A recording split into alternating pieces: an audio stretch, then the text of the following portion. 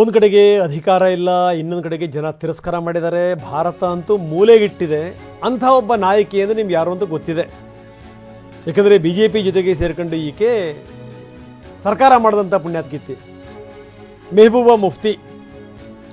ಈ ಇಮ್ತಿಯಾಜ್ನ ಸಾವಿನ ಬಗ್ಗೆ ಆಕೆ ಅನುಮಾನವನ್ನು ವ್ಯಕ್ತಪಡಿಸಿದ್ದಾರೆ. ಏನಿದು, ಇದು ನನಗೆ ಅನುಮಾನ ಆಗ್ತಾ ಇದೆ, ಇದು ಈತನ ಸಾವಿನ ಬಗ್ಗೆನೇ ನನಗೆ ಅನುಮಾನ ಇದೆ ಅಂತಾರೆ ಮೆಹಬೂಬಾ ಮುಫ್ತಿ. ಸಹಜ, ಇದೇ ಮುಫ್ತಿನೇ ಹೇಳಿದ್ದು, ಏನಾದರೂ ನೀವು 370ನೇ ವಿಧಿಯನ್ನು ನೀವೇನಾದರೂ ತೆಗೆದರೆ ರಕ್ತ ಹರಿಯುತ್ತೆ ಅಂತ. ಮೂಲೆ ಗುಂಪೀಗ ಕೆಲಸ ಎಲ್ಲ ಬಗ್ಸಿ ಇಲ್ಲ, ಹೊರಗಡೆಯಿಂದ ಬರ್ತಿರುವಂಥ ದುಡ್ಡು ಬರ್ತಿಲ್ಲ, ಕಂಗಾಲಾಗಿ ಹೋಗಿದ್ದಾಳೆ ನೋಡಿ ಈ ಅಮ್ಮ. ಈಗ ಏನು ಇಮ್ತಿಯಾಜ್ ಸತ್ನಲ್ಲ, ಅವನ ಸಾವಿನ ಬಗ್ಗೆ ಈಕೆಗೆ ಶಂಕೆ. ಈಕೆಯ ಶಂಕೆನ ಯಾರೂ ಕೇಳಲ್ಲ, ಪ್ರಶ್ನೆ ಬೇರೆ. ಇಮ್ತಿಯಾಜ್ ಅಹಮದ್ ಅವನ ಸಾವಿನ ಬಗ್ಗೆ ಈಕೆ ಶಂಕೆಯನ್ನು ವ್ಯಕ್ತಪಡಿಸಿದ್ದಾಳೆ. ಇನ್ನು ಇದಕ್ಕೆ ಸಂಬಂಧಪಟ್ಟಂಗೆ ಆಕೆ ಟ್ವೀಟ್ ಕೂಡ ಮಾಡಿದ್ದಾಳೆ.